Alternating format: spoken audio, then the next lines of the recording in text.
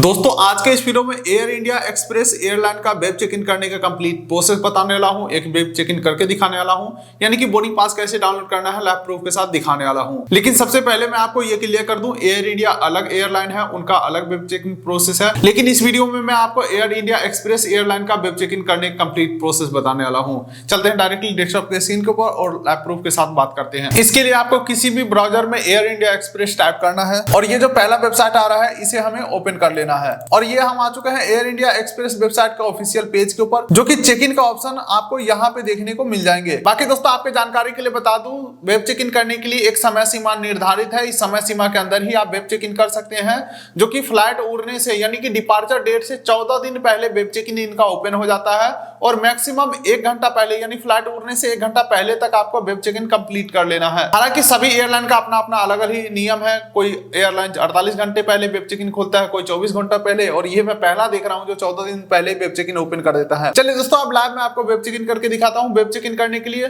2 detail आपको चाहिए होगा। मल्टीपल ऑप्शन है, उसमें से कोई भी 2 डिटेल के थ्रू यहाँ पे आगे कंटिन्यू कर सकते हैं।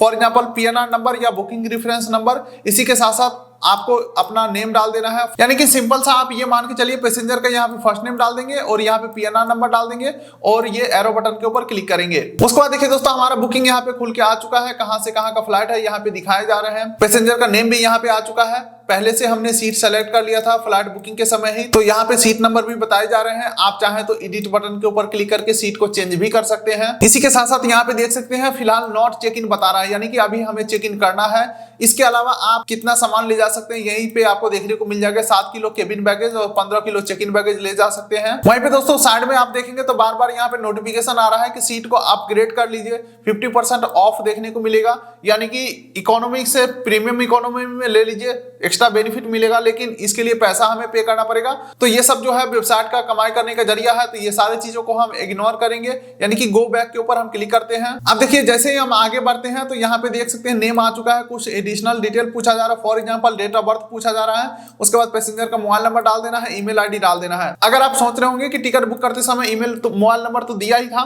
तो मैं आपको बता दूं जिस वेबसाइट से या जिस एप्लीकेशन से आपने टिकट बुक किया था वो डिटेल सिर्फ उन्हीं के पास ही है।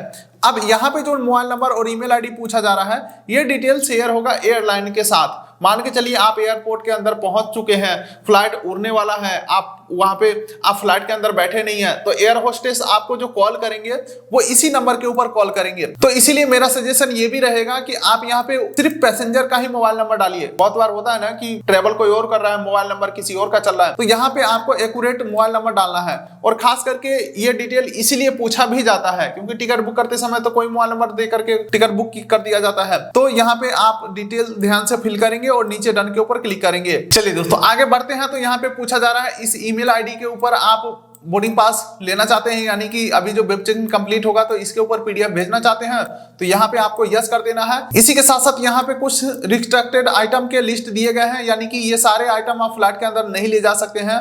फॉर एग्जांपल कोई बड़ा बैटरी हो गया या लिथियम बैटरी हो गया, पावर बैंक हो गया। हालांकि पावर बैंक आप ले जा सकते हैं, 10,000 mAh तक का पावर बैंक, कोई दिक्कत वाली बात नहीं है। वो भी सिर्फ केबिन बैगेज में, यानी कि आप जहां बैठोगे ना केबिन वाले वातावरण ठंडा होता है, इसलिए वहां पे थोड़ा बहुत बैटरी ले जाने अलाउ होता है। फॉर एग्जांपल पावर बैंक हो गया।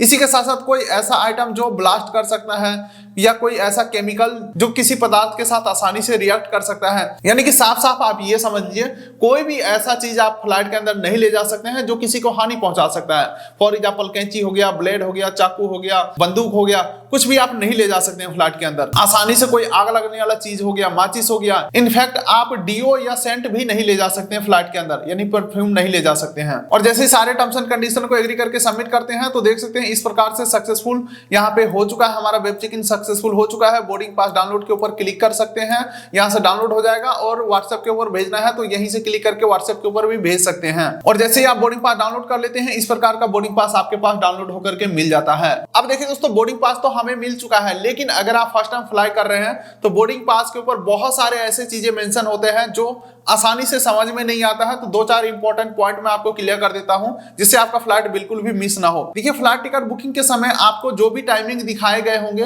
वो फ्लाइट उड़ने का समय होता है, लेकिन फ्लाइट में बैठने का जो समय है वो अलग होता है। यानी कि पहले तो ये समझ लीजिए कि फ्लाइट उड़ने से 2 घंटा पहले हमें एयरपोर्ट के ऊपर पहुंचना होगा। एक फिजिकल गवर्नमेंट आईडी कार्ड और ये बोर्डिंग पास दिखा करके टर्मिनल बिल्डिंग के अंदर एंट्री होगा। जैसे ही टर्मिनल बिल्डिंग के अंदर एंट्री करेंगे, बैगेज जमा कराया जाएगा, उसके बाद सिक्योरिटी चेक इन होगा, उसके बाद जाएंगे बोर्डिंग गेट के ऊपर, और बोर्डिंग गेट यानी फ्लाइट का गेट जो है एक समय सीमा के हिसाब से खुलता है और बंद होता है। तो वही देख सकते हैं यहाँ पे बोर्डिंग टाइम दिया हुआ है, यानी कि आपका जो फ्लाइट का गेट है, ये जो बोर्डिंग टाइम दिया हुआ है 6:40 में गेट ओपन हो जाएगा, और डिपार्चर टाइम यानी कि फ्लाइट का गेट है वो डिपार्चर टाइम से 25 मिनट पहले बंद भी हो जाते हैं। देख सकते हैं यहाँ पे क्लियरली मेंशन है, boarding gate close 25 minute before departure, यानी कि यहाँ पे जो डिपार्चर टाइम है इससे 25 मिनट पहले फ्लाइट का गेट ही बंद हो जाता है। टिकट बुक करते समय आपको यही टाइम दिखाया होगा, डिपार्चर टाइम यानी कि फ्लाइट के उड़ने का समय। इसके अलावा जोन को आप इग्नोर कर सकते हैं, जोन कुछ खास नहीं है, सीक्वेंस को भी इग्नोर कर सकते हैं, ये भी कुछ खास नहीं है, बस खास है तो आपका सीट नंबर, ठीक है, जो सीट नंबर आपको मिला है। और बोर्डिंग गेट इंपॉर्टेंट होता है कि किस